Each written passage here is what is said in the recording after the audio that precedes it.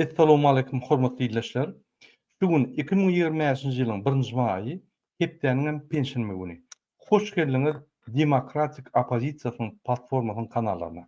Hormatly dinleyijiler, şu meniň bilen şu çykyşa Demokratik güýçleriň Konstitusiýon Centrynyň ýolbaşçysy Muhammed Öýje gatnaşýar. Muhammed aga, hoş geldiňiz. Salamu alaykum.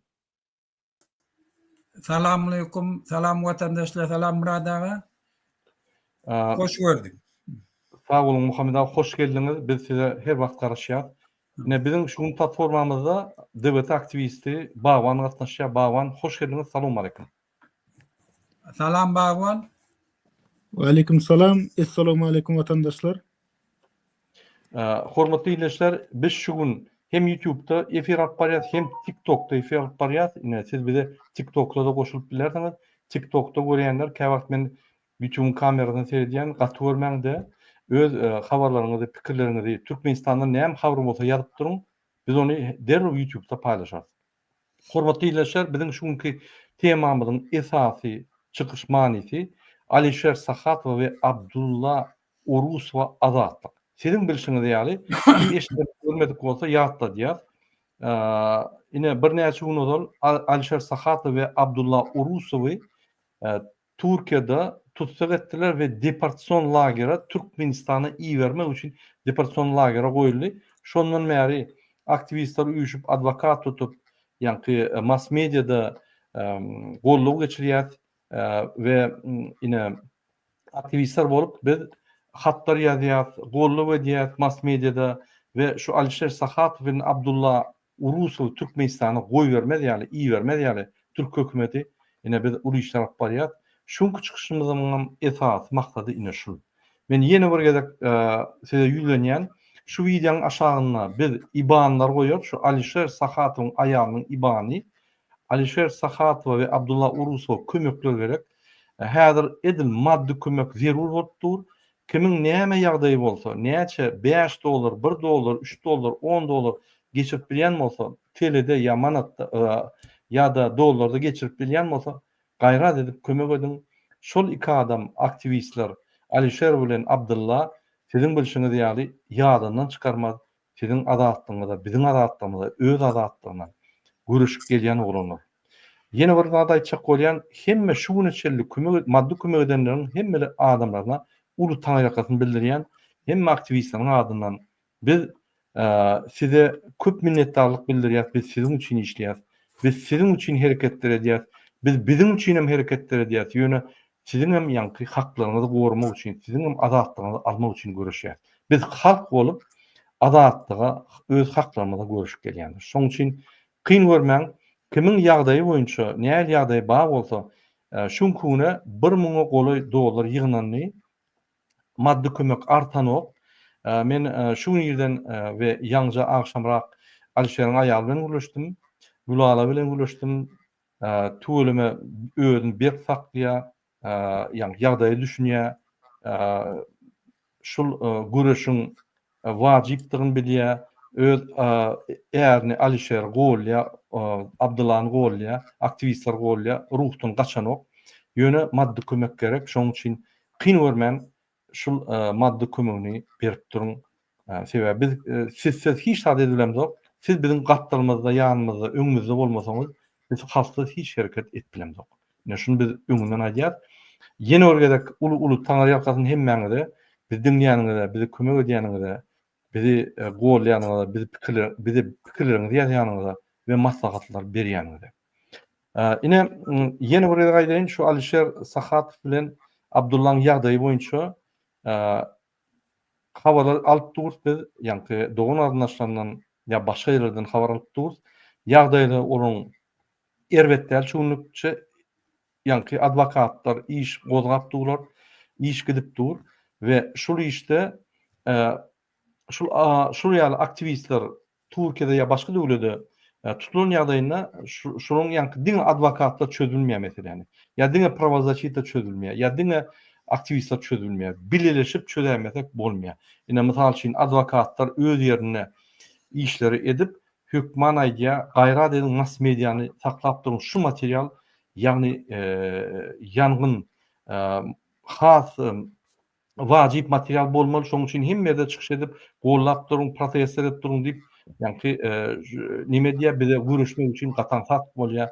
Правозащитниктер press release çykarýar. Diňe press bilen utup bolanok, diňe adwokatlar bilen utup bolanok, diňe mass mediýa biziň siýasatçylar hökmüne çykyş edilmez hatlary ýazanlar bilen utup bolanok. Şol utuş hemme şol ýaly elementleriň jemleýiji ýa-ni netijesi. Şoň üçin ine biz uttuk, siz uttuňuzda hemmemiz uttuk, halk bolup uttuk bolýar. Şoň üçin şu meselede şuly iş alyp barýan ýerine adamlar bar, olary da köp taňýar gatyn ýöne her bir aktivist şuly işe goşulmaly.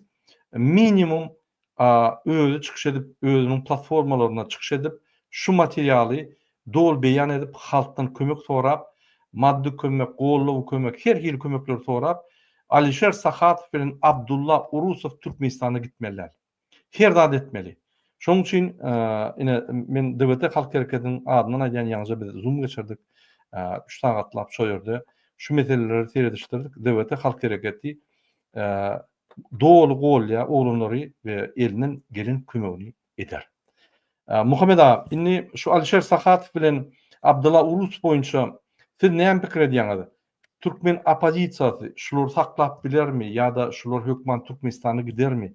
Ýa-da ine Gurbanuly Berdimuhammedow ogly bilen bütün dünýä kanunlar bozup, ýagny biziň TV gadymyzy satyp, ardan bakadan ýa-ni şertnama baglanşyp, Serdar Berdimuhammedow şo ýere baryp, Türkiýe baryp, şol Türk hökümeti bilen söwda hakynda şertnama baglaşyp, diplomatik uruny bir topar şertnama baglaşyp, siyasi, iqtisadi şertnamalara baglaşyp, o ýerde de ýa-ni gada ardan bakadan berip, şu aktivistler almana edýän hereketleri hereketleriň düýügi şo biziň baýlyklarymyzy satyp, şo baýlyklardan ýa-ni beýlik döwletlere basyşlar ýa avantaj berip şu aktivistler ýygnaýar.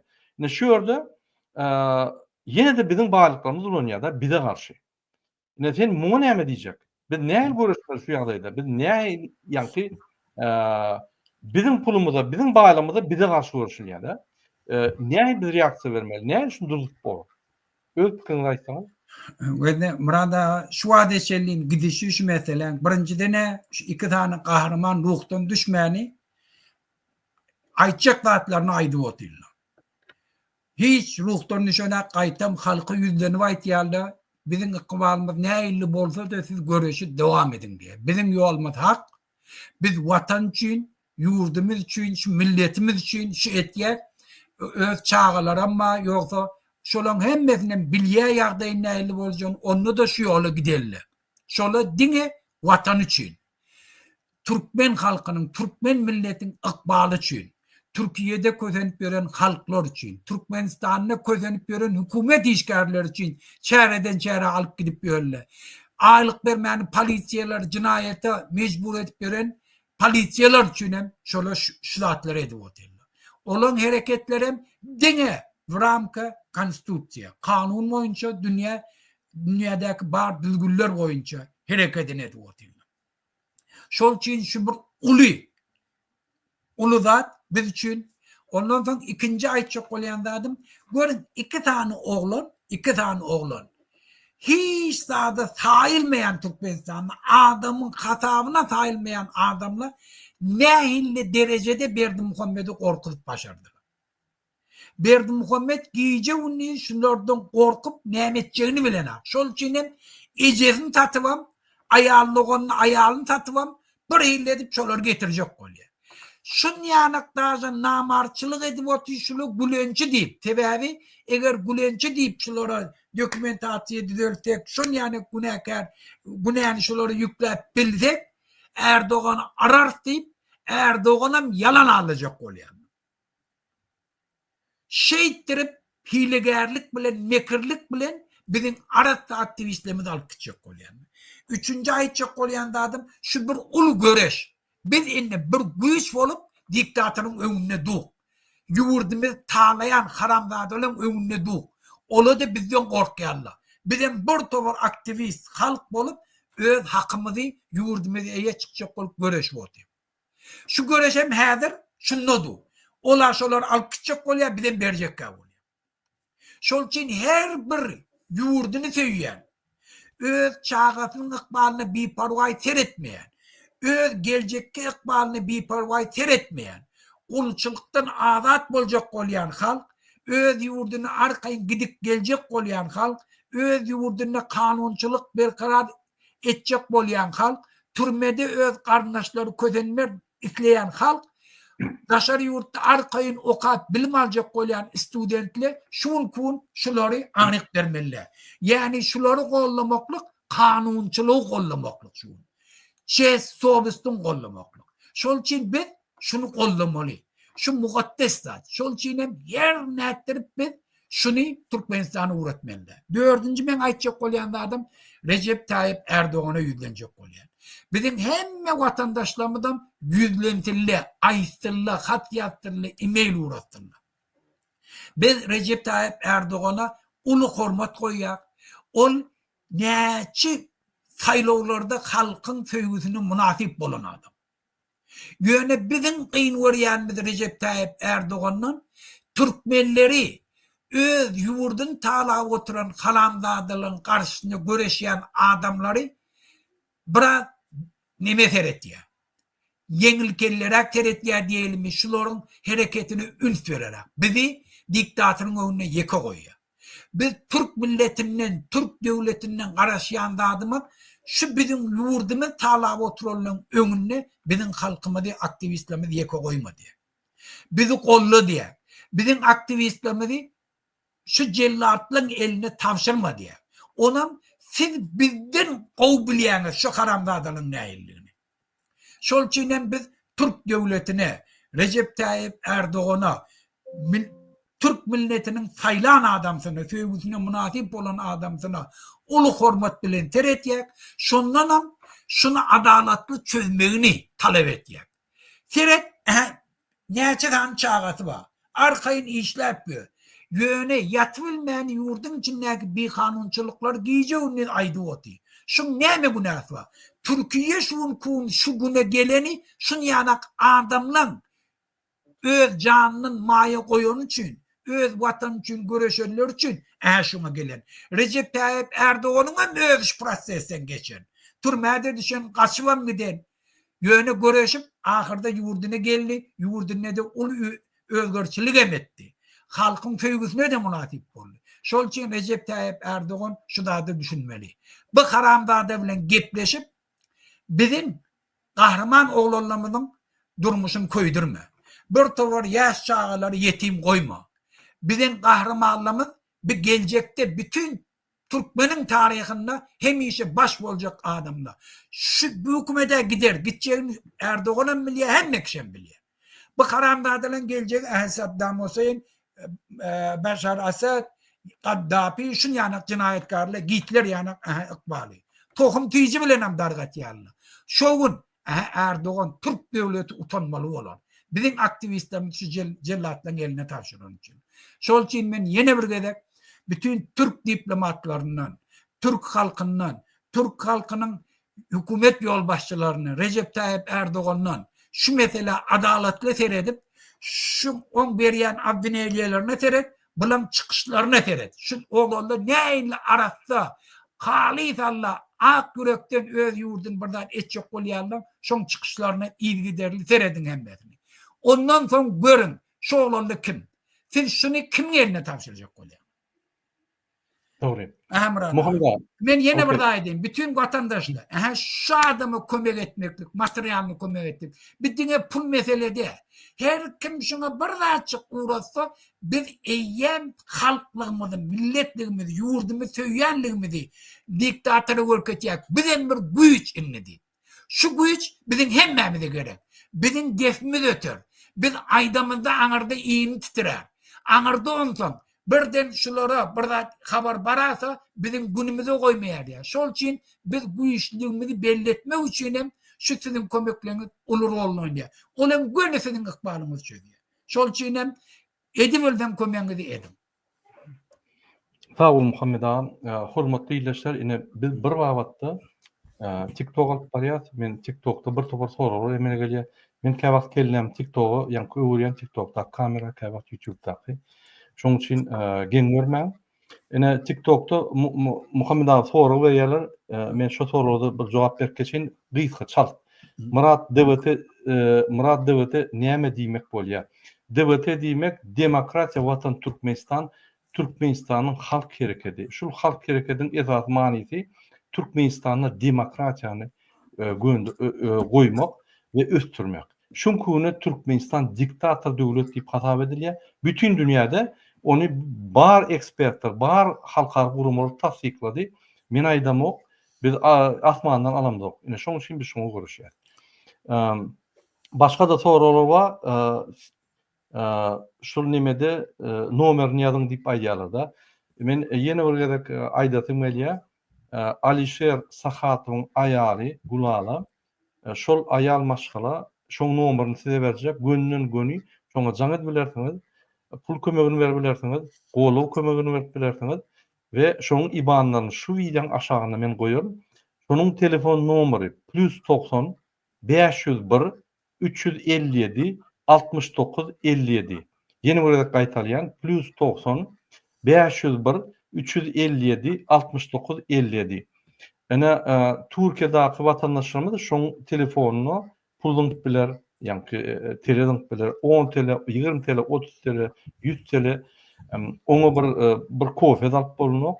Şoň üçin kyn görmän şu ýaly biziň halkymyzyň agdalary agry ýagdaýa düşenine hökümet kömek etmek. Ilaýda şul adamlar mysal üçin howpun alşagyny. Bir deportda oturan ýöneköy halkymyz olum bir howpun aşagyny ýöne ilaýda da şul adamlar howpun aşagyny näme? Şular gahrman bolup öňe çykyp ýa-ni rejime garşy görüşdiler we şunkuny rejimiň iň bir gazaply ýa-ni gazaply garşydaş diýip hasaplanýar. Şoň üçin şulara garşy hemme güýçler ulanlar. Rejim nämeden ibaret? Rejim bir topar atalogul we olaň tohumyndan ibaret kezzaplardan we şolara hyzmat edýän kezzaplardan ibaret. Olaň eline näme? Peçat bar. Biziň hökümetimiz basmaly. 35.000 sany baýanlar bar. 20.000 golay polisiýeskler bar. 9.000 golay emhemeşikler bar. Prokurorlar bar 3.000 golay. Oň daşyndan MİT'de işleyen bir 130 golay diplomatlar bar. Ellerine diňe şammada 9 milyard bar. O beýlegi hacı diýenne bir olum 9 milyard. Nazar çüýrükde milyardlarça bar. Burmanyň özüne, oglunyna, gyýdyna milyardlarça dollar bar. Olaryň pullarlar, olar biziň pulumuz. Biziň tebi waýlyklarymyzdan oglunyň pulları sorar. Türkmenistan dağıt beren adamlar. Ne şolara garşy ol Türkiýede oturan Abdullah Urus görüşýär. Ýeközi kiçik kompýuter bilen görüşýär. Şolara garşy Türkiýede oturan Alişer Sahat görüşýär. Öz maşgalasy ýanyna kiçik kompýuter bilen şolara garşy görüşýär. Gahrman bolup, şu ýaly halkdan gahrman çyksa biz hökman gollamaly. Şolar gollamasak halkdan gahrman çykmaýar. Ondan Türkmen bir-birine söýüp ýörýär. Ay Türkmeniň ýanyna barma, şolar gorkoklar eýle beýle diýerler. Ine siz gorkok diýäňiz Türkmen halka. Mert edermen olanlar çykýar, gollan-da. Gollamasak onu biz hemmede gorkok bolup durursa, öňe çykjaklary maýdan ay näme çykýan ýan-ýan diýen bulan paýgyna da däldir-de. Ine şu ýerlerde gollamaly, kyn görmän. Indi men siýasat tarapyndan düşündirsem, biz Türkmenistanda jemgyýet ýatajak bolýar.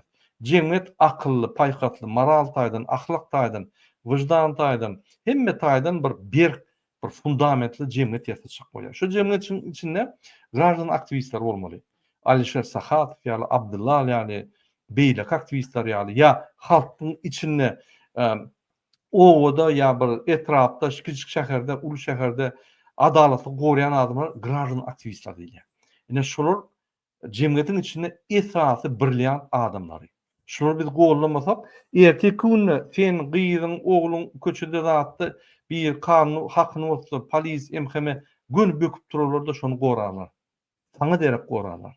Şoň üçin bize şol ýaly adamlar öňe çykanda arkasyna direk bolmaly. Biz çykylmasek, çykýanlara direk bolmaly. Şoň üçin biz size ýülenýär. Kyn görmän, $5.000 halk üçin pullar. Şunkuny, ananyň $5.000 bir 10 adam eýem Türkmenistanyň her aý urulupdy. 10 adam daşary ýurtda 2 milliondan 10 adam ýerýär. Biz eger $5.000 ýygyna bilmesek, öz gahrymanlarymyzy golla bilmesek, $5.000 niden gelip çykdy? $2.500 her bir adwokata bermeli. Şol adwokata berilýän puly biz häzir sizden haýy edýäs, kömek ediň. Ine şonu biz ýygyna bilmesek, onu diýmek biz öz gelecekde ýa häzirki günde öňe çykýan gahrymanlarymyzy gollandyk diýmek. Ýok man pul meselesinde sen puluny töle bilemokmy ýa pul goýup bilemokmy? Jaň edip aýal maşgalatyň boldy. Ýa-ki ruhuny aldyr, göwnlük ber, menem madi, sag bolsun diýip minnetdarlyk bildir. Olam hatapdyr. Şoň üçin biz biwjdan bolmaly, biz öz gahrymanlarymyzy gollamaly. Şonku günde şul uly äpet rejime garşy, ýa bellek geçdim. Şolara garşy ul bir arkadaga diýjekkä beýleki daga garşy görüşen adam gahrman bolýandy. Her kim görüşilmeýär, her kimin elinden gelmeýär. Ol gaty uly risk, ol maşgalany hemme risk goýmar bolýan. Ine şonu boyun alan adam, saýdam teçilen adam şonu gollamaly. Şoň üçin sizden şo gollawy haýy edýär, unutmaň, gyrada biperwalyk etmeň, kömek ediň gaýradyň. Men sözi bagwany berjek bolýan Muhammed aga, şoňa pikirini dinlärli. Şol oglanam günne öz pikirini jaň edip aýdýar, aktivistler bilen maslahatlaşýar, edýär. Bagwan, sizin bir pikiriňizi aýtsaňyz, şol gollamak boýunça näçe biz şol oglanlary gollamaly, näçe şol oglanlar gahrman bolýar, näçe şol oglanlar rejime garşy görüşýär. Biz şolary gollamasak näme bol, gollasak näme bol? Bir öz pikiriňizi aýtsaňyz.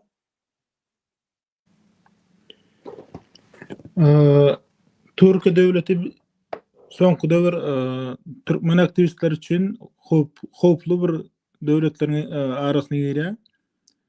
Onuň bilen bir hatarda Russiýa, ýene beýleki SNG döwletleriniň arasynda şolarym girýär. Kazakystan edi. Indi bärde aýtjak zadym, esasen Türkiýe döwletinde Türkmenistanyň grajdanlary eken. Şolaryň arasynda da aktivistlerim bar. Indi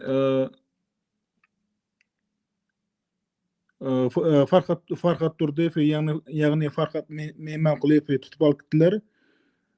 Indi iki sanak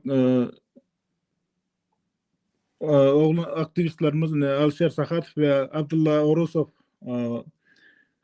olar üçin biz azatlyk talap etýäs ve Türkiýe döwletinden dileýäs, ýagny şolary azatlyga goýbermek üçin.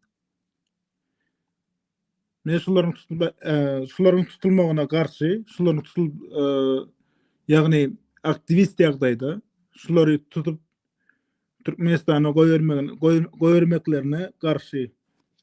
Elbetde o taýda diňe olar däl başga yüzlerce müňlerce Türkmenistanlary tutup goýberýärler. Esasen aýry aktivistleri tutup goýbermeklerine garşy. Sag bol.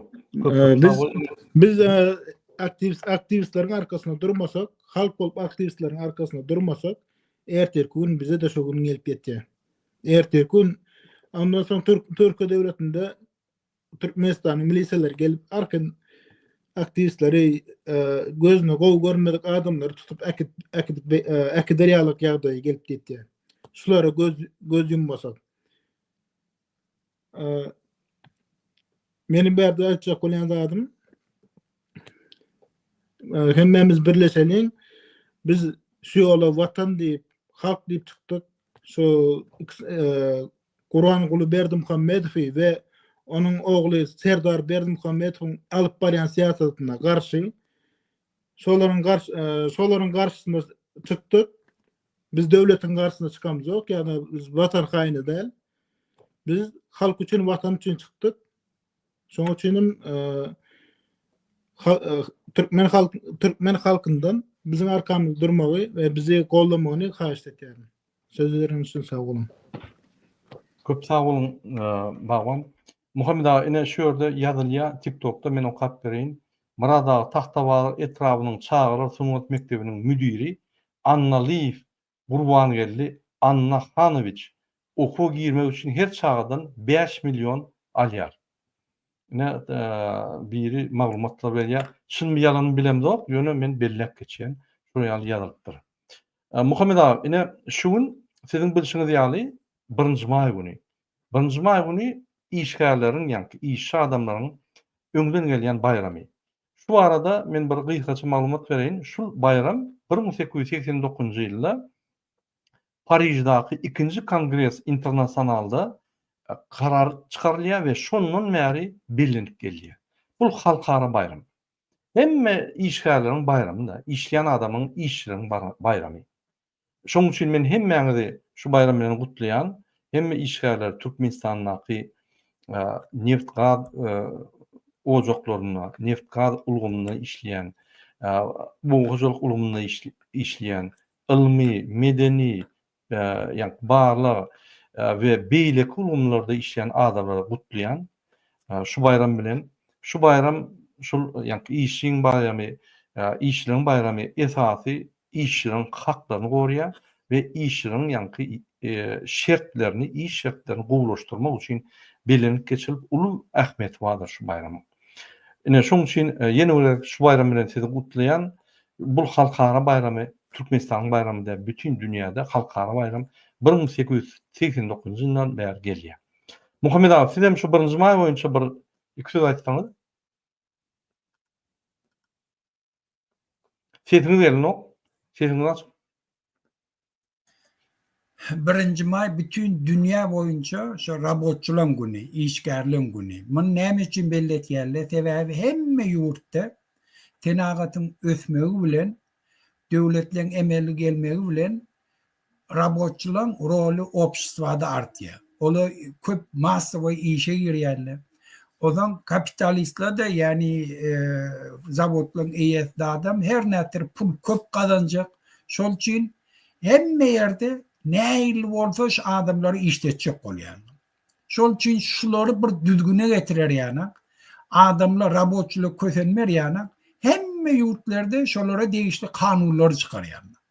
Şolaryň haklary bozulmar ýa-ni, azar berilmer ýa-ni. Şol bilen bilelikde ýurdyň içinde uruşa getirýän priçineler aýyrmak üçin. Halk tolgun edip biz parýadek bolmar ýa-ni. Haçanam adam normalny işlese, normalny şertli, normalny aýlyk alsa, haklary berilse da etse, onsoň ýurdyň içinde düzgünçilik hem bolmaýar. Şu sebäpden şu ýurt bütün dünýäň gözünde şu gün rabotçulan günni bellenilen hemme döwletleriň üntüni rabotçulan problemasyna çekjek bol. Ýöne gynansaňam şu Türkmenistanda hiç wagt şu mesele ünferlenir.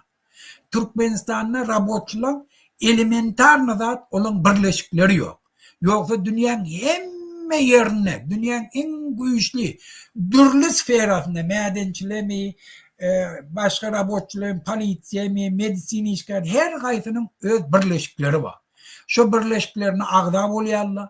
Her ayda wuznoslaryny töleýärler. Ozan olan öz advokatları bolýar. Şol prava naruşeniýerleri ozan şolun üstü bilen çözýärler. Eger döwlet şoňa boyun bolmajak bolsa miting geçirýärler, gazetlerde ýazýarlar. Ýöne bizim ýurdumyzda şo zatly ýok. Hiç gaýsy. Şol üçin hem arkaýyn muallimleri çäreler alyp gitýärler. İslernik wagty işden çykarýarlar. İslernik wagty käýärler. Olary pensiýasyny çöden akla aýtýar dürli bir ýüzgünçilikler şondan sebäbi olary goraýan birleşikleri ýok. Olan hiç hak hukuky ýok. İşte şikest atsalar ona hiç bir degişli kanunum ýok, adam ýok. Ýöne ösen ýurtlarda, öz parahatçylygyny üpçün edip beren ýurtlarda şu birleşikliň başlyklary we pristavitelleri we adwokatlary we şu rabotçulara degişli kanunlary öňçe şola bilen hökmen maslahatlaşýarlar. Eger şola razy bolsa ondan soň parlamentin işgärleri, parlamentin agdarlary şolun gödöwünýän datlaryny aýyryp, şolun bäfitlerini gödöwünýän degişli kanunlar çykarýarlar. Ýöne bizim ýurdumyzda şolun hiç gaýsy ýok. Şol üçin bir döwletde bir tokum haramdaly imedi boti, onun yurt tala boti. İkinci mesele bize öğren vaciptar 1 milyonun golay bizim Türkmenistanlımız daşar yurtta kul bolup berdi. Bular hemme hak hukuktan mahrum. Bular ne? Beylekiler bilen den aylık alýarlar. Ne iş şertleri sabudayar, ne 8 saat günni işleýärler, ne yatacak yerleri normalni, ne medisina hyzmatynyň aýrylanyp bilýärler, ne kazanan pullaryny normalni ýurdun içine uğradyp bilýärler, ne pensiya çykyp bilýärler, ola pensiyadan mahrum. Şu zatlaryň hemme olan bir adam, iki adam, 1000 adam, iki adamyň gurrunde. Yani 1 milyondan golay Türkmenistanlyň problemasy. Şol üçin hem şuň kun biz bütün dünya cemiyetçiliğini şu dağda ümsünçek böyle. Türkmenle daşarı yurtta kul bolwady. Hemme hak hukuktan mahrum bolan. Şulan ýagdaýyny. Şoňa da degişli uramalar we onun içinde şu zatlary rekomendasiýalar var döwletlerde bir ýurda başga bir ýurdun nemeleri iş üçin gitdi. Şu döwlet ağalaryna şertname bolmaly. Şulan ta hak hukuklary bozulmaly ýana. Ýöne gynansaň bizim cinayetkar döwletimiz hiç ýerli şol urda ereke edene. Gaýtam şolun kulçulugy gidenini begenýärler. Näçe kösensele şonça da begenýärler. Şol üçin şuň kun biz hökmen şu mesele hemme kişiň ünsün çekmeli. Tamam mı? Muhammed ağa sağ olun köp cinayetkar döwletler, cinayetkar hökümet döwletimiz arasadyr. Vatanymyz, döwletimiz, baýdagymyz, zadymyz arasadyr. Baştan men sizi neme kartировка diýenimde kawagt özüm köp ýalňyşýan. Ine şu ýerde bir ýadia nomerini beriň diýip, ine YouTube'da biz görkezdik nomerini ýene bir ýere gaýtalaýan men TikTok'da ýazdym bolny eýem öz awtomatik göçüripdir sebäbi ruhsat bernoklar. Gaýtalaýan ýürüýte nomeri Alişer Sahatyň aýalynyň nomeri maddi kömek ýa-da goly berjek bolsaňyz +90 501 357 69 57. Ýene bir gaýtalaýan. Goşmak burada, goşmak. Goşmak 90.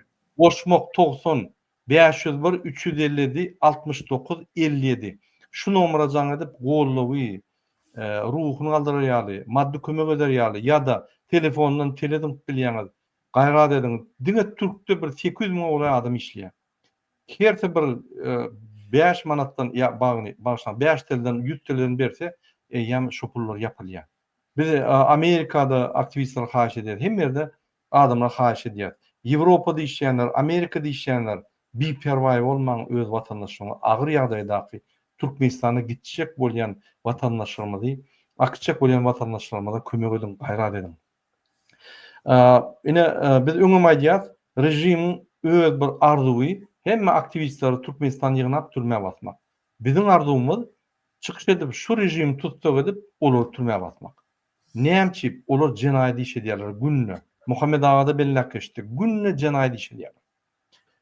Şu ertiden akşamaçyl ýatanna da giýjek jenaýat edýärler sebäbi olar taýlanmadyk adamlar Türkmenistanyň prezidentiniň wezipetini eýlep otyrlar, beýleki özüne bir kanun ýagdaýda milli liderlik berip, gahrymanlyk berip gezipýär. Giýje günni naruşenýan aşagynda. Indi hormatly watandaşlar, ýene bir aýtjak dadyma biz ine käbir mass medialarda şu bir günden başlap ýanky bir topar aktivistlerim zaňy diýär, bir topar adamlarym şol videony aýlap ýatyrlar. Bizim bir aktivistimiz Türkmen baydagy ýanky depelep nime dip öz emosiýasyny bildirýär. Ine şul ýagdaý kän bir dogrurak däl diýip bizim hata edýär. Näçip sebäbi ine Türkmen baydagy bul bir Türkmenistanyň simwollarynyň biri. Sizin bilşiňiz ýaly Türkmenistanyň simwolu näme? Türkmen baydagy, konstitusiýa, gimn, medallary ve şu Türkmenistan'dan bu bağlanışık zatlar. Ne şu simvollar biz ulunýar, biz şu simvolları beýleki döwletlerden tapawutlanýar ýaly. Masalan üçin her bir medeni ýa-da sportif çärelerinde ýa-da bir ýygnaklarda ulunýar. Şoň üçin howada elbetde aktivistler käwagt uluristler alyp ýa-diýarlar giýje ony göreşýärler käwagt ýanky gaharlar gelýär, onu da düşünüp bolar ýöne. Biz Türkmenistana garşy, biziň watanymyza garşy, biziň baýdagymyza garşy görüşenler aktivistler.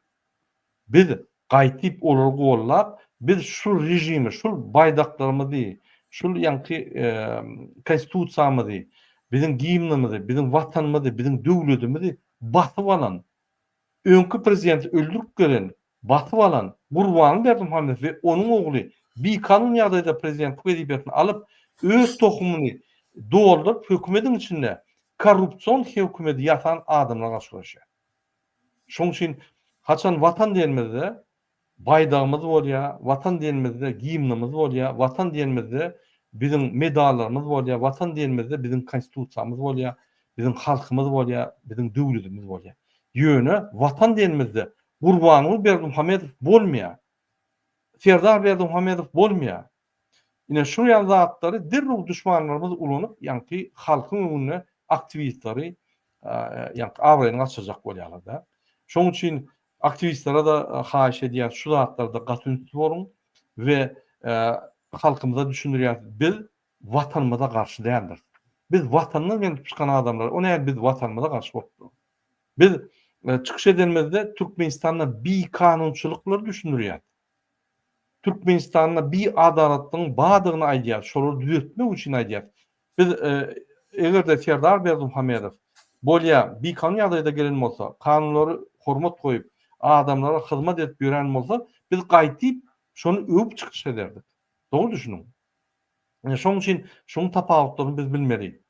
Muhammed ağa, senin şul ýagdaý boýunça bir pikirlerini aýtsaň, dinlermen. Gözde Murad ağa, etasi şu zatlaryň hemmetine täýip bolýan bir döwlet ike hiç il öz halkynyň öňüne hiç il özüň jogapkar duýmaýar. İslenlik cinayetini etdi. Bütün halkın vatanını eğlenip çiğ malını satıp edenlerini edip diyor. Devletin içindeki işleyen adamların hiç kayıtını eskermiyor. O zaman şu yanak yağdayda halkın korkutup saklaptır kıymılladana.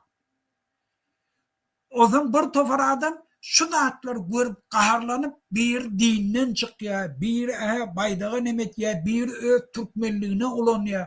Şol için bir bütün şu Türkmen halkını yakmalı, otlamalı kıyırı oturan ba. Bir oldu o zaman kaharına baydağı nemetye, yöne bulan hiç kaydı bana çıkalgıda.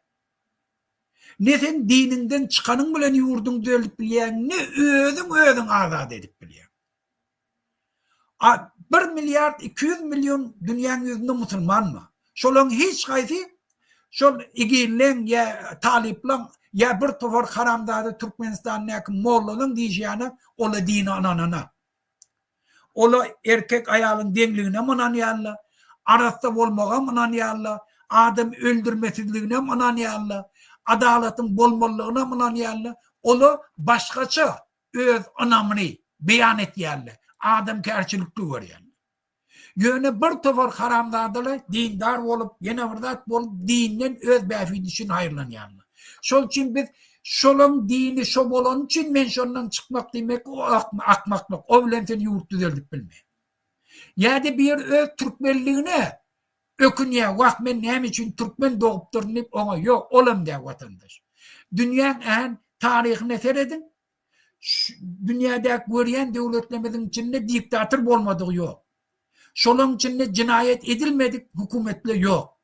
Sen Germanya'dan tut, ola Hitler, da Koreya var, ola İran, ola Irak, ola Saddam Hüseyin'inki, ola Bashar Asad, ola Anarfi. Şu halkla da 40 yıllar sesin çıkarmanı geziptirli.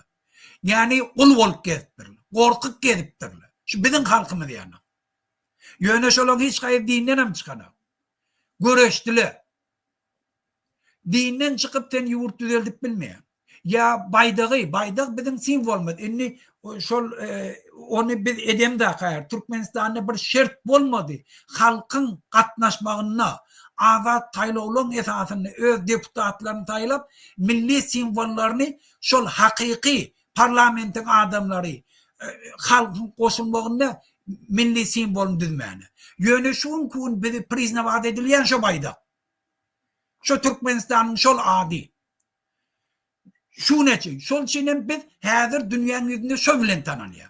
Şol için biz Türkmenistanlı bolup onu etmemiz o ne doğrudan. Yöne bu tane bellememiz adımız ne mi? Bir tufur haramzadılı bizim aktivistlerimize burada dimenini öge çıkıp KGB'şnikli et diye. Şu haramzadı Berdi Muhammed'in haramxorları et diye. Şola şonu kallır ya. Yoksa şey istatte bir nerini olup kahar gelip yakın dostunu den duşun Türkmenistan'ı cellatın eline tavşıracak bolup onu yanıkta her ne etmeyen mümkün. O bir psikoz yardaya sallırlar bizimkiler. Şol için bir tufur haramzadı hükümetin adamları şundan peydalanacak oluyor. Siz binamuslu eğer adam olsanız birinciden şu haramzada fevk. Şun fevk gelen adamla aytın o zaman olabilen biz gepleşiriz. Ola olsan şu aktivizminin edenine düşünecek olur. Ona da aydarla beytmeyenini kaytalama nemeni gelip aydarla. Yöne bu haramzadalar şunu kaldırıyarlar. Ola şun haramxorları Berdi Muhammed'in haramxorları nelacı deyin imanının, vicdanının, namusundan dönen adamlar. Yoksa şunu hiç aytmak gerek. Şunu kaldırmak gerek ekrana. Şol için eğer ola namusçan olsa, yurdun söyleyen olsa, baydağını söyleyen olsa, barın birinciden Berdi Muhammed'in damağını çalın. Bil katlayın sizin hemme çağalanın ağzından pullan ya. Sizin halkınız kul edip ya Türkiye'de. Ne doğru olsa onun aydın. Şol için ola bir namus. Doğru. TikTok'taki yazıyan adamlar yan biz sizi alıbilemdok. Siz komentarya yazın. Ondan yani efir butonundan biz TikTok'a verip sizin komentarlarınıza cevap veririz. Şunun için ben hiç kim TikTok'a bilemem. Yani bir vakitte yani iki efir geçiyor. Hem TikTok'ta hem YouTube'da. Muhammed ağa, katı doğru belli geçtiniz. Yine bir tane küçük cinayet var da, misal için. Şunu seyretmen ya küçük yanlışlık var. Şunu seyretmen adamlar Kurban ulayın uli yanlışlıklarını aytman, yani şu küçük yanlışlığı aytıp, yani şondan ulu bir neme edip, ajataj kaldırıp, aktivistlere karşı görüşerler de. O dine şu ýagdaýda değil, hemme ýagdaýda şeyler. Çünkü ananın bir aktivist çıkış ediyor, sizin haklarınızı koruyacak bolýar, size düşünce verecek bolýar, ya da bolup geçen hadisaly beýan etjek bolýar. Ol jenaýat işler. Ýöne şu wagtda ertigiden aşama çelli atal ogul kanun magdum bolýar. Sizin agyňyzdan çöreňiz alýar. Muhammed agyň diýişýärli. Giýje günni Türkmenistanyň baýlyklaryny ogurýar. Giýje günni tohum bol milliarderler eýýam bolar. Gıdırlan çağıran tuvaletlere gatnap ýörler. Yürüyüşlerine seyretsen bütün dünyanın iyisi yağlı gezip Ondan bakalım ben video orkadayım. Yine seyredin. Bir video orkadayım Muhammed ağa. Şunu üns verin. Ödümüz.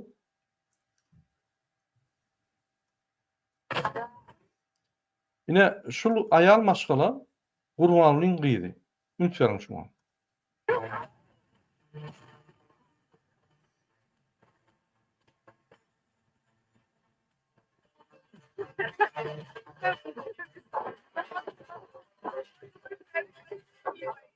Üns verdin mi Muhammed ağa? Şuna da ettiberler. Döwledin samalyodundan düşýär ýanky. Bizim pulumuza alınan samalyotdan bizim pulumuza eksploatasiýasyny biz төлýär. Şuna ýalmaşgala Gurbanlyň gyzy özem Hayır Halavat Fondu'nun orunmasary. Türkmenistanyň içinde bizim bilen habarlaşan bir näçe maşgallar var. Hakym ýok, onimallar, munimallar, iýmene çörek ýok, o ýok, bu ýok.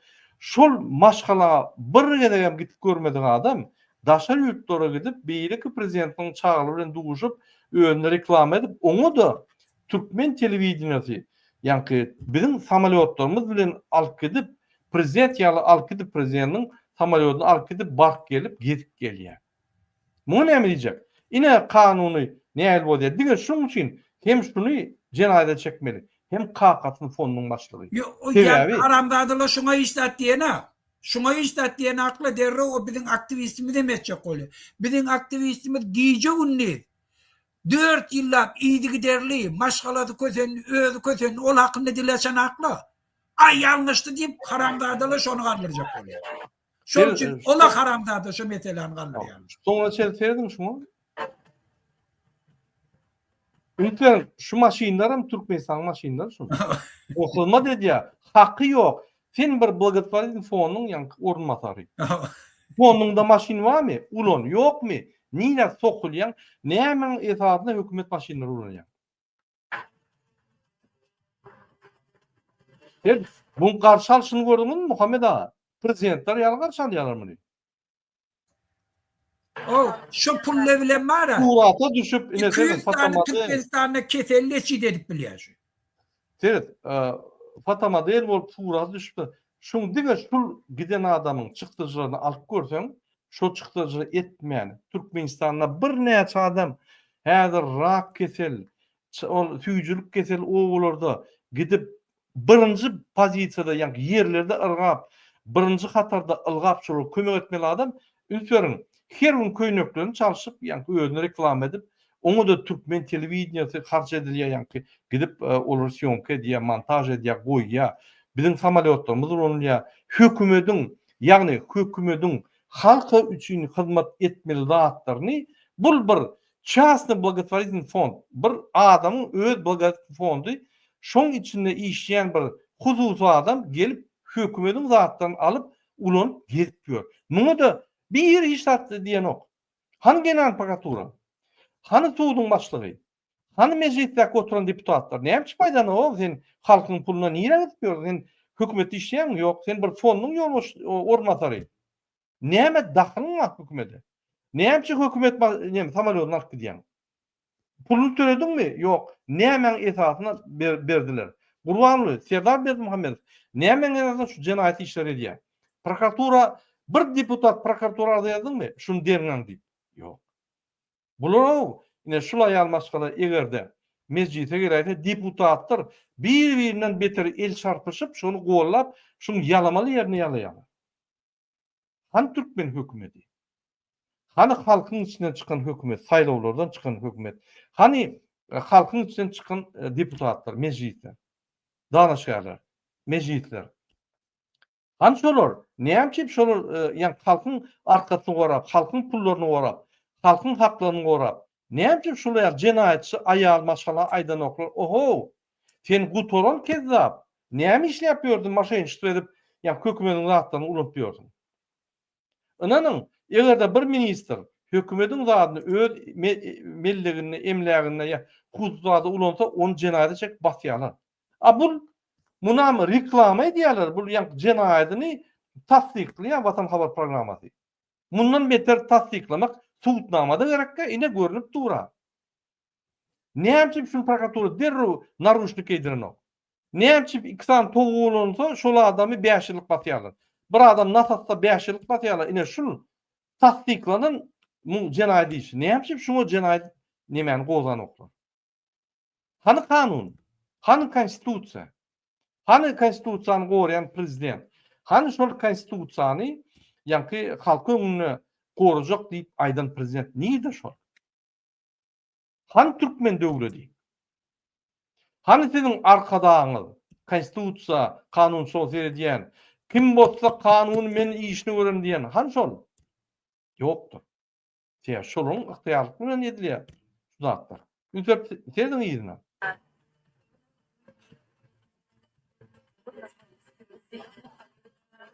Fikir etmeň öz puluny gidip voyaj etip gelýär. Ya fonduň puluny gidýänler bizim pulumuza, hökümetiň puluna, biz hökümete bize hyzmat etmek üçin pul berýär. Ine şo hökümetten pul oglap şu gidýär. Şul ýa-ki çäredir.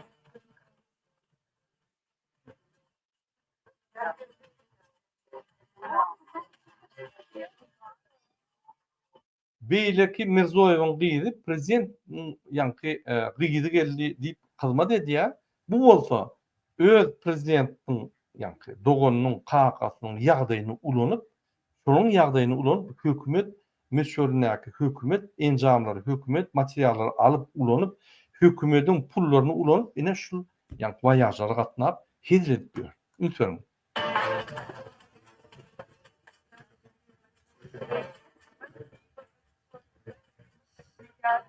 Yeterdim. Ine Gurbanlyň jenaýaty. Ünsörüň. Gurbanly üstünde pakravitl ýaldy. Arkada ýaldy şo gyzyň üstünde. gyýdy jenayat iş edýär, bulam şonu ýanky nime dip dur. Şondan hiç kim isat dip bilen o.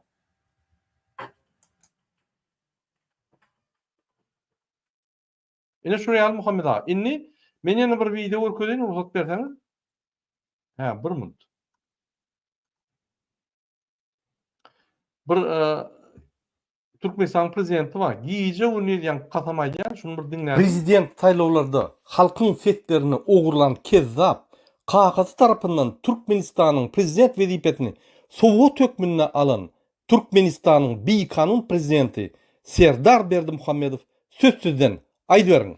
Türkmenistanyň prezidentiniň wezipesine girişmek bilen öz üstüme yüklenen beýik borçlary, mukaddes we ak yürekli, hormat bilen we ýadawsyz ýerine ýetirmäge, Türkmenistanyň dowlat garaşsyzlygyny we beýtaraplyk hukuk ýagdaýyny goramaga, adamyň we raýatyň hukuklaryny we azatlyklaryny hormatlamaga hemde goramaga, Türkmenistanyň konstitusiýasyny berja etmäge we goramaga, ähli güýjümi we ukymy Türkmen halkynyň agdybirligine, onuň parahat durmuşyny goramak üçin bagş etmäge, Türkmenistanlaryň häzirki we geljekki nesilleriň şöhratyny hassa bilende götürmekler üçin ähli mümkinçilikleri peýdalanmaga, Türkmen halkyna wepaly we dogruçul hyzmat etjekdigme dawraly gasam edýär.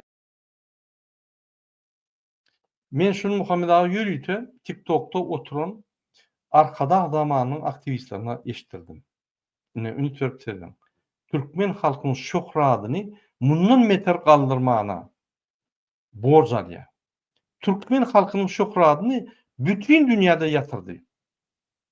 Häzir Kazanyna gidip dur, ulu tögüşe gidip dur studentler bilen yerli hökümetiň arasynda. Belarusiýada gidip dur, Minskde gidip dur, bir topar Türkmen studentlerini ýygnap ýatýarlar. Saratowda gidip dur, bular uruşak gitjek bolup, her dada edýärler jenayat iş ketip.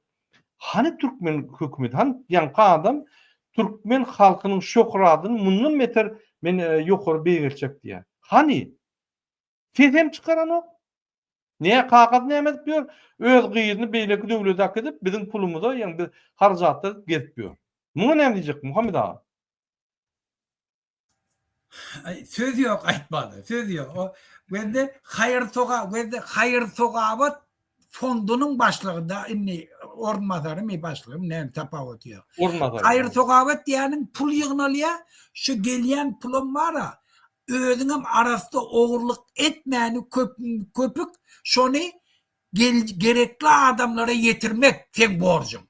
A bu bolsa o pul ýygnamaga hiç gaýtym döwletiň puluny sarp etýär. Barýan ýer nere? Ýadgarlyklar aýlanýar. O haramzady.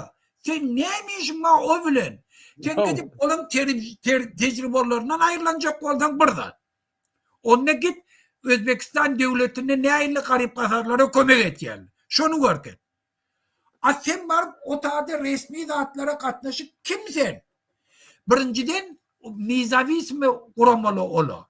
Ola non-profit organizasiýa. O döwlete degişli ýeri ýok. Degişli ýeri ýok. Ola gaýtam şu näçe rasgodyny kim edip bilsele, ola köp gaýta beýleklere kömek edip bilýär. Bu haramzadaly gaýta köp rasgod etýärler.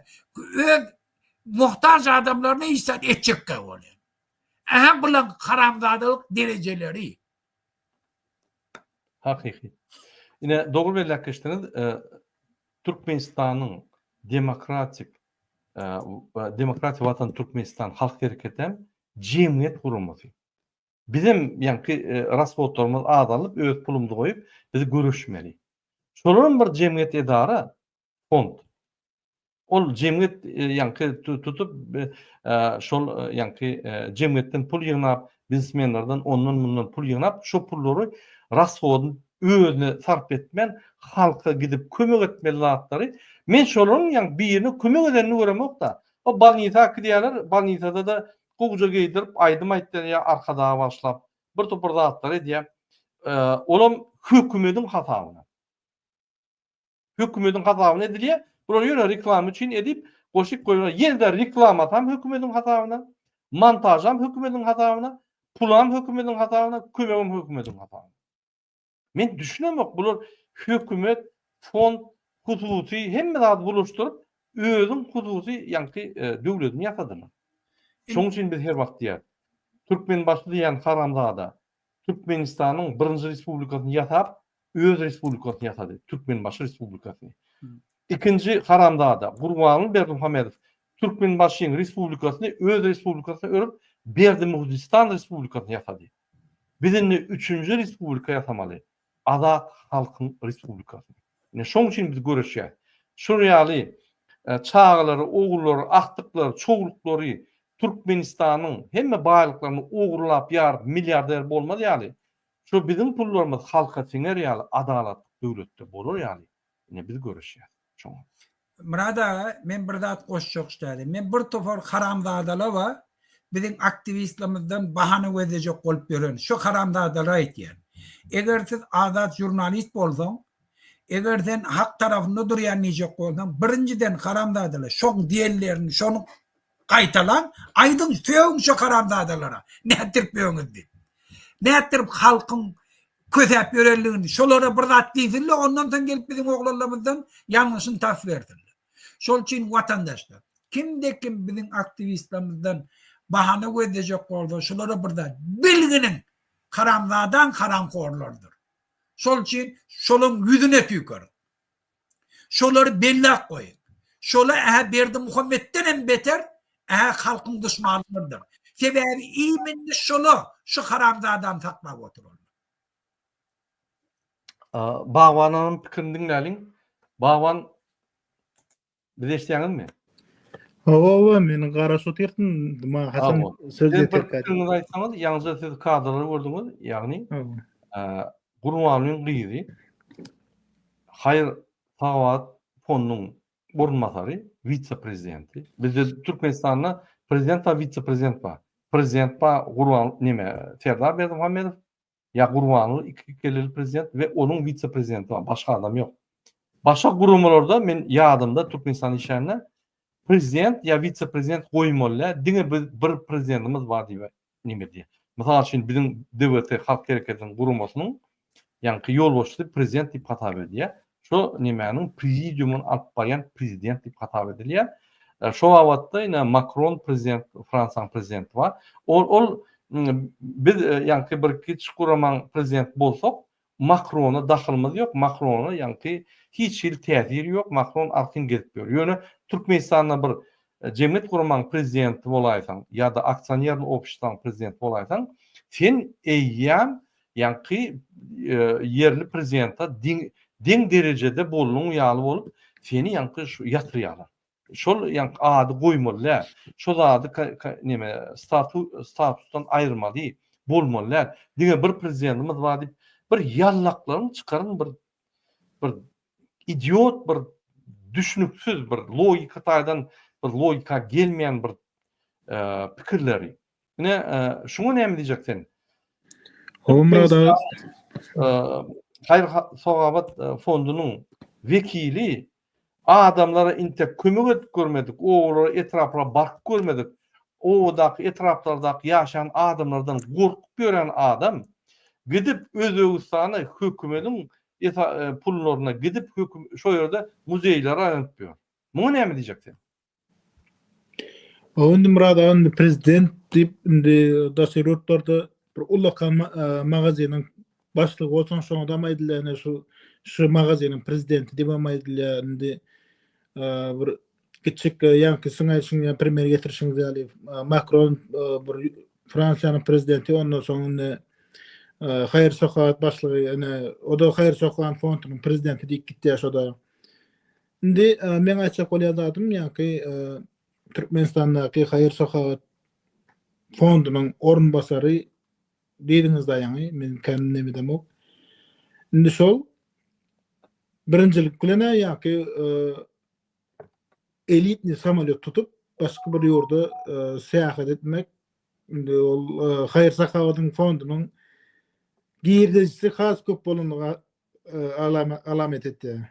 Ýa-ki Hayır Sokak Balşawyn sözüňi böleýin. Ol tutanok, ol alýa. Yo onu men de Samolyot düşündüm. tutanýanda Düşündüm kolanda. Ya şoň şol töleýän ol pulum tölen o. Hayır fawat fondu pul tölen o şol samolyoda. Bizim hatamız edýär. Mysal üçin ine Türkmen hökümetiniň çykdyjylary büdjede goýulýar. Büdjede de hemme TV gaýlyklar satylyp şo pullar büdjede gelýär. Şo büdjede gelýän pullarym hökümetiň çykdyjylaryny ýapýar. Hökümetiň çykdyjylaryna girip hökümetiň pulunu ogurlaýar. Şan tapawdy. Bir köp tölen o. Ine jenaýat. Ne men aýtjak bolýadym. Ýa-ki aýlyk ýa-da has köp bolmaly ýa-da oňa gelýän pullary öz haýyryna olanýar diýip men aýtjak bolýadym.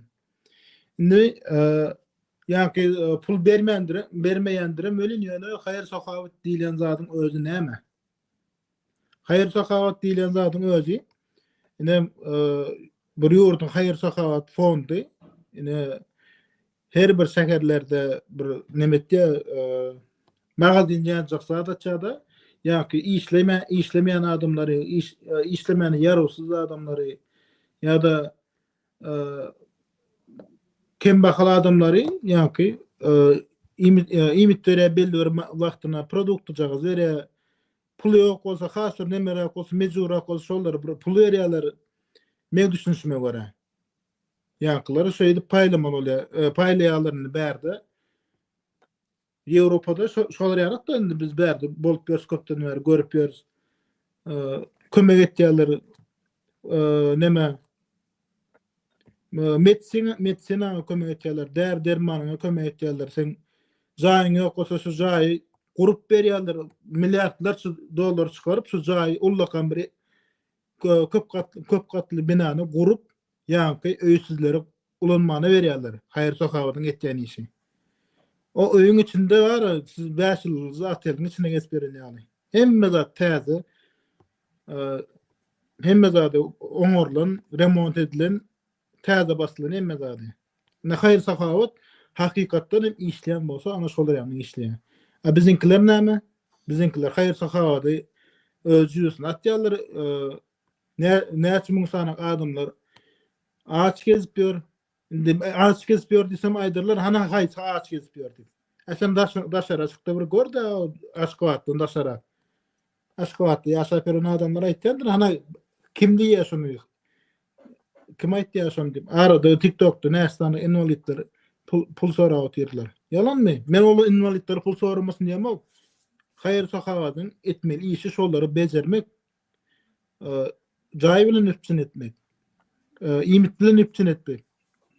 Gerek bolsa şolary biraz pul bermek. Ana şo haýyr sahawatyň etýäni etmeli işi. Dogry. Yeni bir aýtjak zadym bar, şo ýa-ki Gurbangul berdim Hamyatowyň gyzy bar edy. Indi bul öz gyzyny çıkarıp reklam et başlady, reytingini galdyrjak bolup başlady. Erti bir gün şonu başgarak, ýokarak wezipe bellese de kendim etmek hayran kalma diyecek olan. Indi Türkmenistan'ın vatandaşlarına gelsek, Türkmenistan'ın aktivistleri değişti men häzirki aýtjak zadym, sebäbi aktivistler bu zady boyun alyp çykdylar. Hemme zady boyun alyp çykdylar, ýöne Türkmenistan'ın vatandaşlarına gelsek. 18 yaş, 20 yaş, 22 yaşda Türkiýe'ye gitýärler. Ta bir beyin ağırdıp bir invalid bolup gitýänse, bolmasa da bir 60 yaş yaşaşaly Türkiýede, Ýewropada, Amerikada, Russiýada işleýärler töveleme. Ol wagtlaryň içinde de çağalar öýlenýär, akdyklar nemetde, akdyk bolýar. Olar şo işläp pul uratmaly öýüne bilýäňizmi? İşläp pul uratmaly, maşgalasyny eklemeli. Ýöne şollar 60 yaş, 70 ýaşa barandan soň olar Türkmenistana dolanyp barýarda, arkin bir ýaşda kelesini goýup ölümüň gelmesine garaşyp ýatýarlar. Indi bir adam diýen zat işleýärmi? Alty wazir çağılan bilen ýygnap bir parka gidersiň, daýzalanka gidersiň, mamalanka gidersiň, bir oturarsyň, gurundaşarsyň, bizde uje olar ýanyk zatlar ýogundy. Bizde 18 yaş, 20 ýaşdan soň haýsy bilen gurlaşsan gurlaşaý. Bu zat ýalan zat däl. Türkmenistanda näde çıkıp gidip bolarka, nirde iş tap bolarka. İş tapsam aylıklar gowjy bolmaly, olar öýüne köprä pul uratmaly, şeýde maşgalasyny eklemeli. Ýene ýakyşmaly 60 ýaş 70 ýaşdan soň öýüne baryp ölümni garaşyp ýatmaly. Ol eran durmuşyň näme manysy bar? Men bärdin özüň öldür diп aýtjak bolamam. Ýöne bir açyk realny düşünün ýöne realny düşünün. Sizin uğratýanyňyz, siz aýda bir $200 zat uğratýansyňyz ýöne olar çağalaryň mektep eşikleri dedi, çağalaryň bär dermany, en atan nemeleri olar karossiz şolar üçin işlemeli däldi. Siz Türkmenistanyň içinde şeýle bir şert döretmeli ki, siz Türkmenistanyň içinde işlem wagtyňyz, sizin aýda girdijiňiz, çykdajiňyzdan köp bolmaly da. Siz aýda 6 bazar siz o şäheri gezmäne gitdiňiz, bir diýen aldyňyz, zat etdiňiz, arasy howadan dem aldyňyz, o işde bolan stresleriniz, zatlaryňyz aýraňyz, kelläňiz, durlaýaňyz. Bärde näme biziňkiler näme Türkiýede zatda bugün ýerden Irak ýataly erti işe gitmeli. Olar ýan zat bolmaz, gadyrdan ildeşler. Ýöne bu aýtýan zatlarym aktivistlere değişdi. Aktivistler bu zatlar boyuna atýar. Biz şu zatları etýäs, bizden geljek nesiller şu zatları etmesin diýip. Yani daşerurda gidip işlemene mecbur bolmasın diýip etýäs şu zatlary. Gynansak da käbir adamlar bu zatlara düşünýär. Doğru. Doğru. Ine şöyle TikTok'ta yazılan nemeler var. Yankı oğlun yazıyor. Şadara deyip. Yani Annalif Gurbangelli Annan Hanoviç pul vermeden işe de malanok, okuwa da malanok çağılır sunugut mektebinin müdiri. Başka bir yazıyor. Näme indi şunu da Gurbanlyk näkermi? Ya men näkermi diýip yazıyor da. Yani şunu yazanlar yörüte TikTok'ta yine Türkiye'de 33 tane MHM'sin otuyor. Şöyle kiber bizapaslık yani şu kompüterün anlatımına otuyorlar da şuraya komentarya yazıyorlar da. Herinin bir 10-15 tane accountları var. Şuraya komentarya halkın bütün başa tarafa gidecek oluyorlar. Elbette Gurbanly günahkar. Elbette Serdar Berdimuhamedov günahkar. Türkmenistan'a şeýle bir sistema döretdi bolyn, diňe korrupsiýa edip ýaşap bolýar. Adalatlyk edip, ýa-ni dogry işläp, aýlyk alyp, ol aýlygyny ýaşap bolanyk. Ola bir ikinji Türkmenistanyna öz hakyny gowrak bolanyk. Şondan şurýaly Annalif Gurbangelli Anna Hamamoviç ýaly, ýa-ni korrupsiýany ýarar kezzaplar öňe çykyp halky taýýar. Halky sen taýlarsyň, MHM polisa pul bersen, gözlerini hem yumýarlar. Bizde hak hukuk goýan gurumlarda da hak hukuk bozýan we hak hukuk bozýanly goýan gurumlar şol. Polis, MHM gurumları, prokuratura, tutlar. Şoň üçin şurýaly näme döwleden şertleri, döwleden Gurbanly Serdar Berdimuhamedov elbetde şol günahkar. Burada eger samniwatsiýa etýän bolsa, onda bar tutulýar şonu. Berdimuhamedov pryamoy borcu da şol, borcu şol. Bar tutsun şonu. Näme Biz aýdýatine ýazyp durum, gidip barňam şunu tutun şunu. Näme tutan o? Ýaňja men görkezdim siziň ýa-ni Alawal Serdaryňyz. Men Türkmen halkynyň şöhratyny mundan meter ýokary galdyryn. Men adalatly, kanunçylygy saklar, men şoňa boyun alýan diýip gasam aýdýar. Hani ine Türkmenistan 170 döwletiň içinde 165-nji ýerde korrupsiýa boýunça. Onu biz bellemdi ama bütün dünýä ketkitledi. Ekspertler gelip ketkitläp, analiz edip, zat edip ketkitledi. Türkmenistanyň internet açdyn, men size aýdyn, 170 döwletiň içinde 170-nji bolar. İnternet şonu bekliyor. Ölürtürler, barbarlasınlar da näme üçin eden? Barbarladylar o. Gaýtyp özü içip özünü kast edip ýa-ni 3-nji etajdan aşaklagyny özüne zımdy diýär. Beýlik oglun bul şoglany türmede ýa-ni izolatorda vurup ölürseler, ay bul wara Normal psihik saydan bir nime tramadol içip öz-özüni vurup öldürdi diye. Ol bul diýene bunuň jogapları hem idiotik. İdiotik jogaplar. Bu jogaplaryny da bütün dünýä türlerinden bolýar.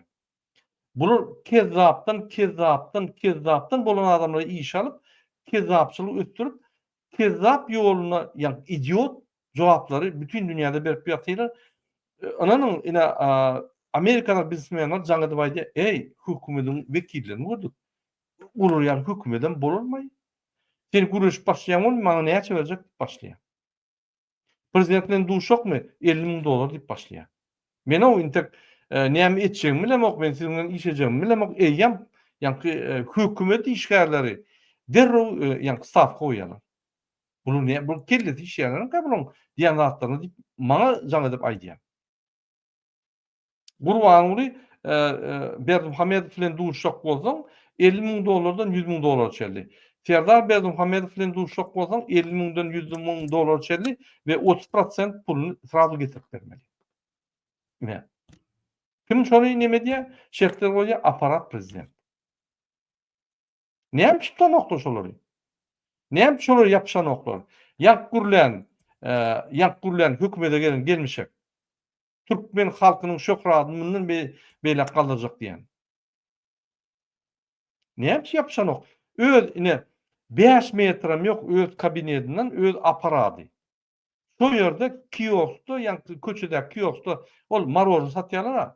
Marozna alsaň, gyzyl marozna alsaň 5 köpük, ýa-ni ýaşyl alsaň 10 köpük, gyzylyny alsaň 3 köpük diýip satýarlar. Şol ýaly hekim boljak bolsaň 50.000, etrap hekimi boljak bolsaň 10.000, polis müdiri boljak bolsaň $30.000 getir daş edýär agam. Ey, näme döndürdiňiz hökümeti?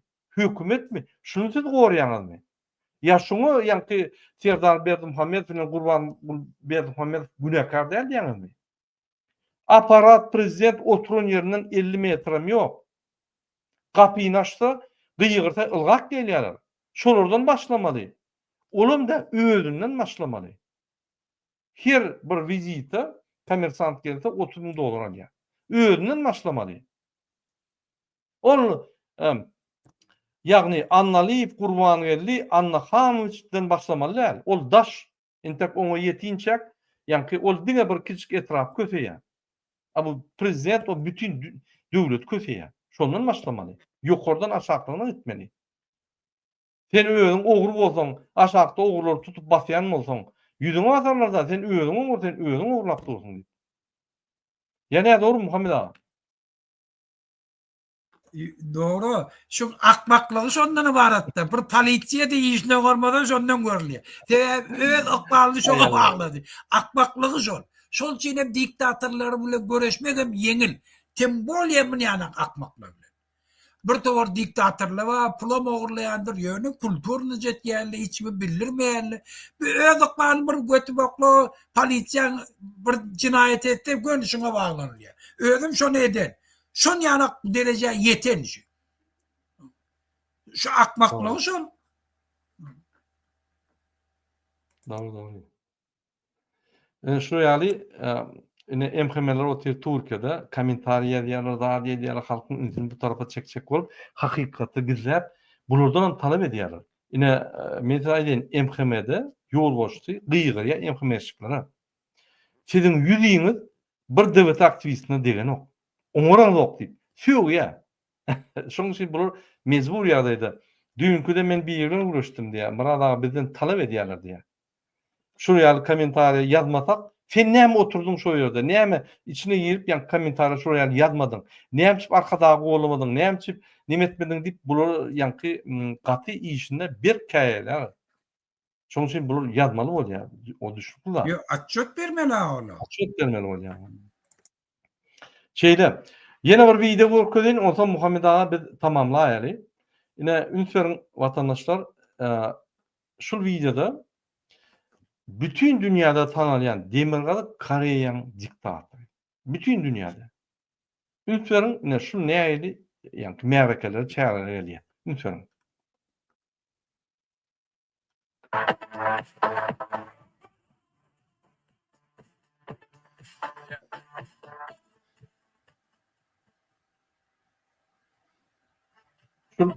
el şarkıçılarını gördünüz mü? Türkmenistan'ı men diýmişim.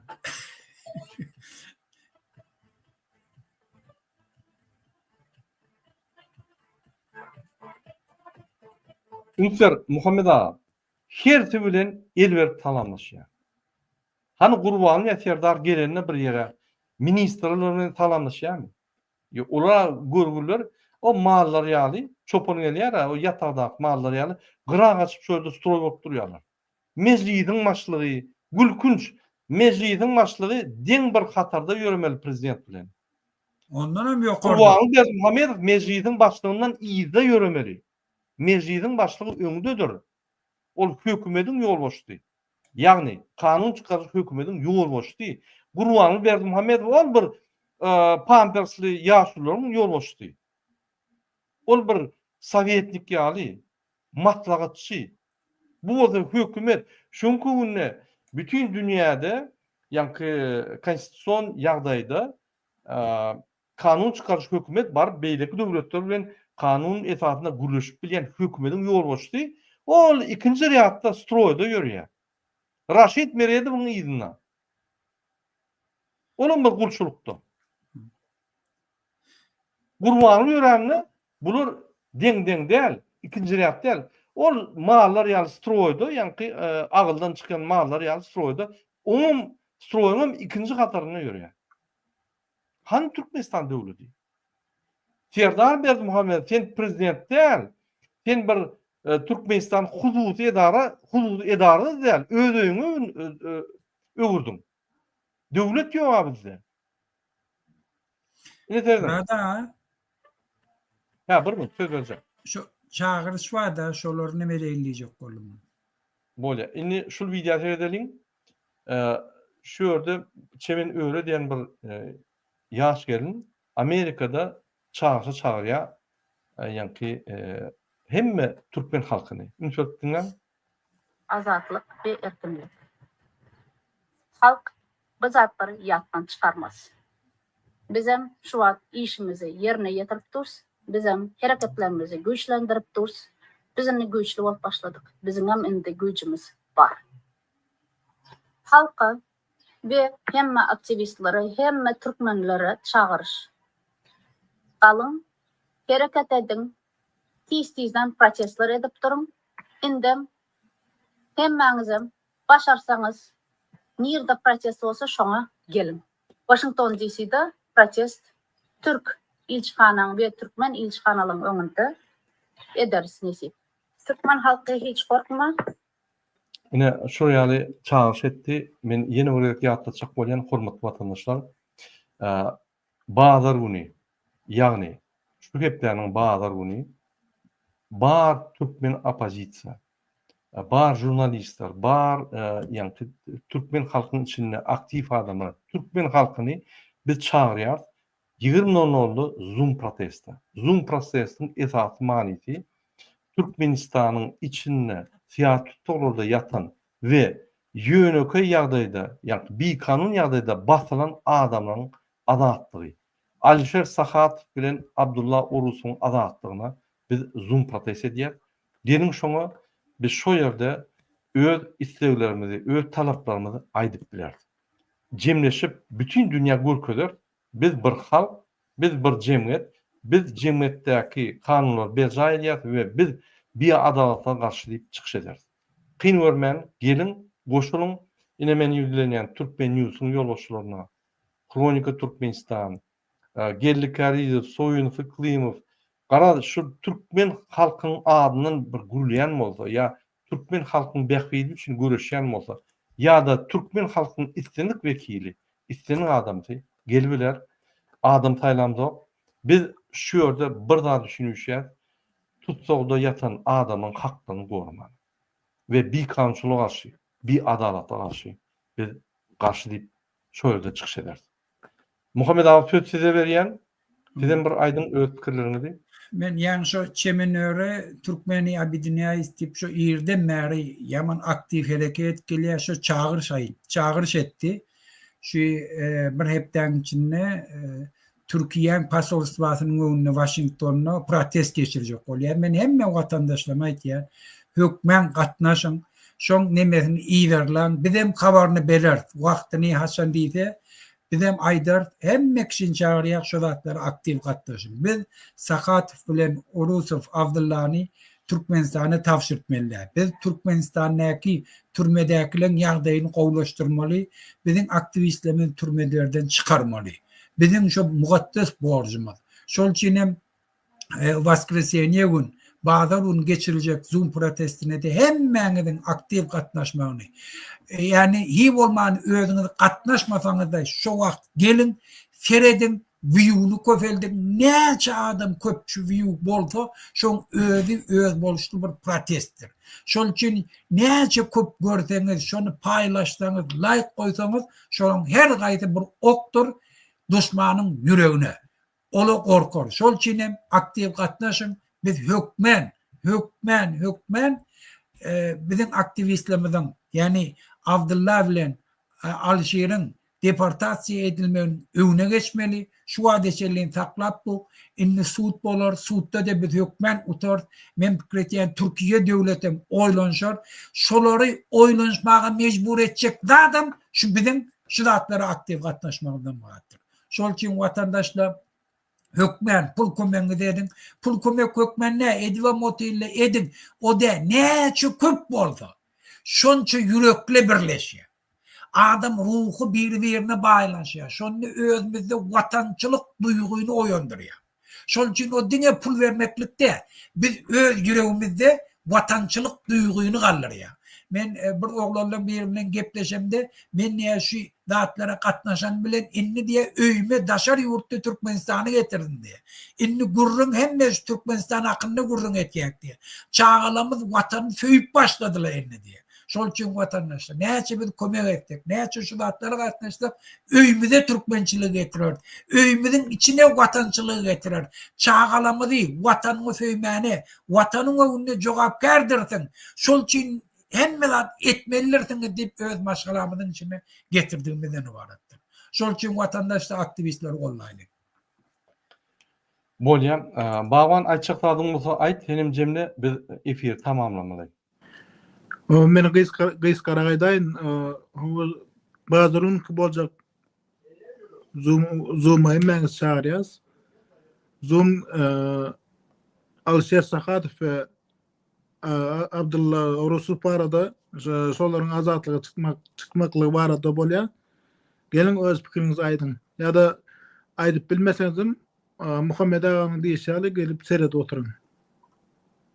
Gattor belekişdiňiz. Egerde kim Zoom'da çıkıp bilmese ýa-da Türkmenistanyň içinden bolsa ýa-da Zoom'da ýa-ni protestde gatnaşyp bilmese, siz öz sözleriňizi bize iýerip bilersiňiz. Ine meniň Telegram adresim bar. Sabaşka Kurbanov MKA. Şoňa iýerip bilersiňiz we şo ýerde biz sizin sözleriňizi özüňiz gaýtalap aýdyp bilersiz.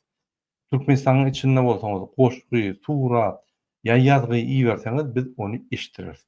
Ýa-da tekst iýerseňiz biz onu işdirip tökmän. Şoň üçin biperway bolmaň, gatnaşyň we öz watandaşlarymyzy gollaly. Agyr ýagdaýda watandaşlarymyzy gollaly. Şonuň bilen biz efirimizi tutarýar, hemmeňize birinji bilen jansylyk arzu edýär. Men telefon nomerlary görkezdim. Alişeriň maşgalatynyň telefon nomerlary ýene bir görkezýän. Siz şu nomerlara jaň edip maddi kömegi ruhuny galdyrmak üçin ýönede gollaw kömegini edilersiňiz.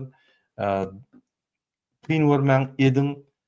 Şol kömek edenlere ýene bir taňarykatyny aýan siz ýalaklar Türkmenistan fundamenti bolar. Siz ýalaklar bar bolan Türkmenistan entek dur. Hoş sag bolun, innik gepleşiklere çeldi, innik duşuklara çeldi, hoş sag bolun.